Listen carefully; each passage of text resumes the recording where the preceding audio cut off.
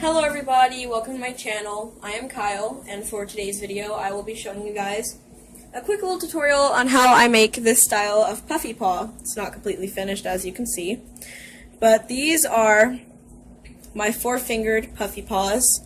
They are very nice, and the nice thing about them is that they are not made with foam. They are actually stuffed with polyfill pockets, and they are very nice, very comfortable to wear.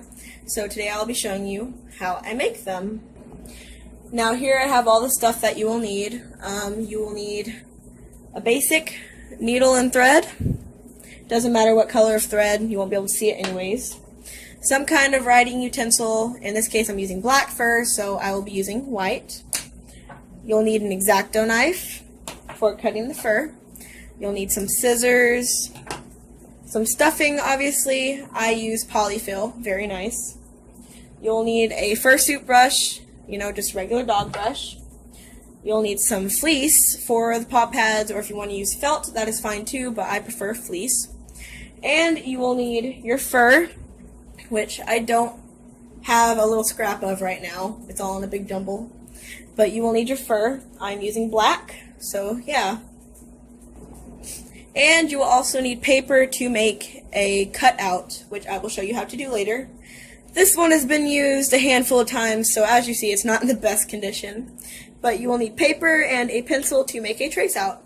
So without further ado, let's get started. Now the first step to making your hand paws is by making a stencil. As you can see, this one is it was used so much, but I'm still going to use it. But the way to make your pattern is you get your hand, and since your forefinger, you're going to put your hand like this and trace it like this, if you can see that.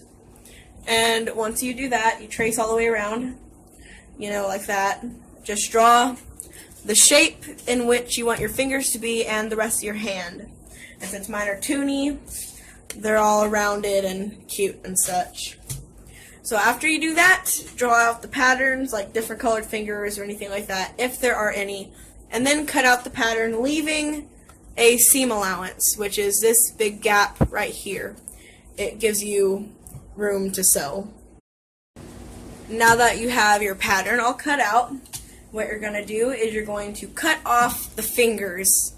Now the reason for this is that when you cut off the fingers, you will be putting them onto the fur and cutting out these parts.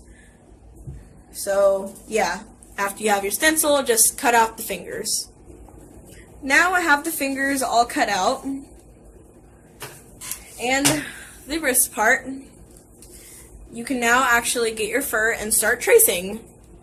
Now this is the fur I will be using. It's very nice. I will have a link in the description to where I bought it.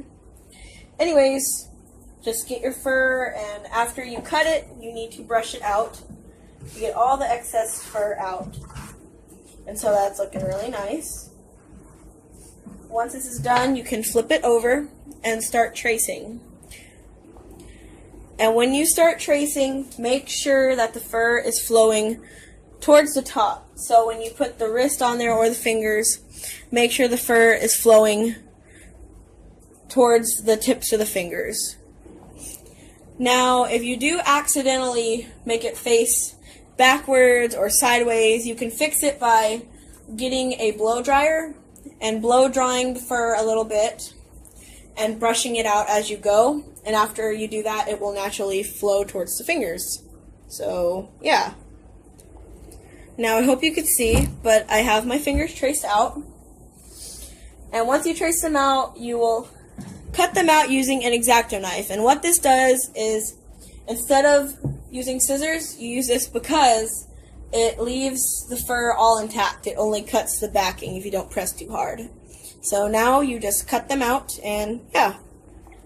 So now that we have the fingers actually cut out, we are going to shave them. You can use an electric razor, but I use scissors. It works just as nice if you do it right.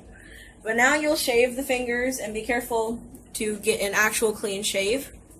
You need a very clean shave. So now just start shaving. So I went a little step further. I forgot to record. what you will do after you have your fingers and everything traced out and trimmed, you will actually get this part of your cutout and trace it onto your fur and cut it out.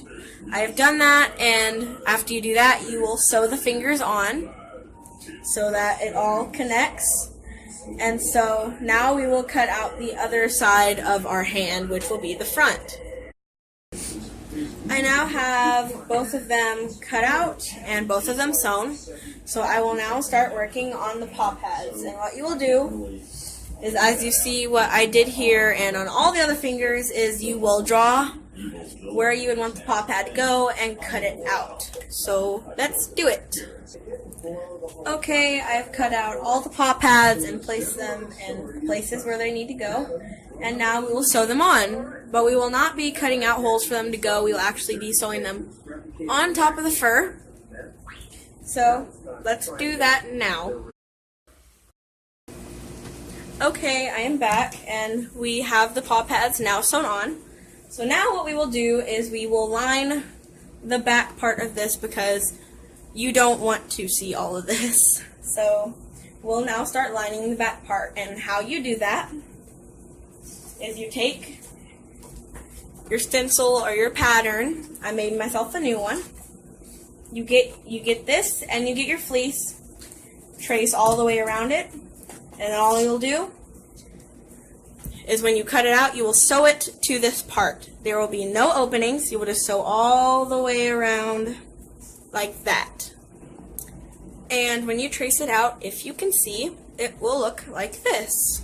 So now all you have to do is cut that sucker out. Alright, it is now all cut out, so now we will start sewing. But before you start sewing, make sure that it's all lined out perfect. As you can see, it's taken me a while. It's probably best to machine sew on this part. Okay, we finally sewn on this part. Now all we have to do is line the other side.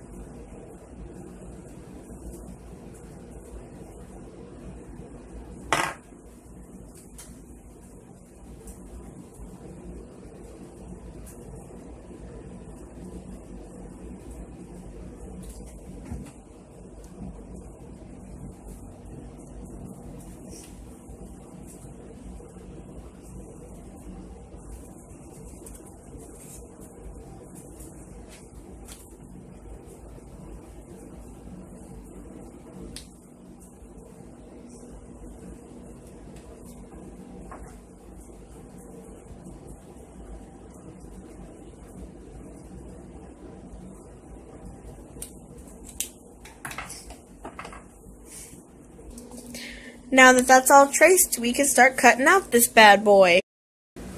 Okay, now it's time to sew.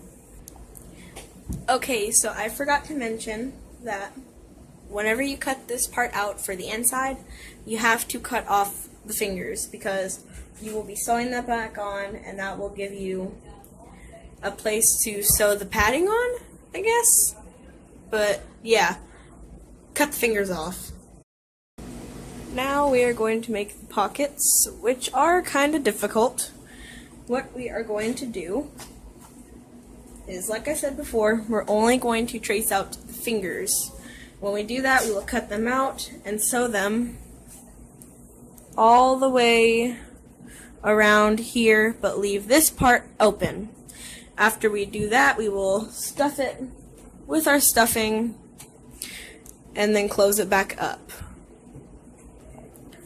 Here are the fingers when they are cut out. Like I said, we will sew them on like that. They need to be trimmed a little bit. Sew them on like that, leaving the bottom parts open. I have just stuffed the first finger. Make sure that when you stuff them, you have them nice and tightly packed. But don't put too much or it'll break a seam, but you want them to be nicely packed so that they are squishy. This one has just been sewn up. Now we have our first puffy finger. Now to go on to all the rest. We now have 3 out of 4 fingers puffed up, and they're really nice and really squishy.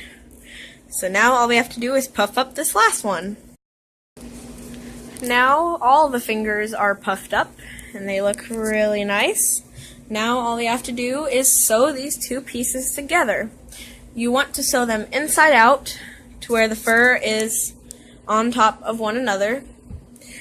But you can actually sew them like this. It's a lot easier, but you have to be sure that you are using the same colored thread, so that if you do happen to be able to notice it, it will be the same color and it won't be as noticeable.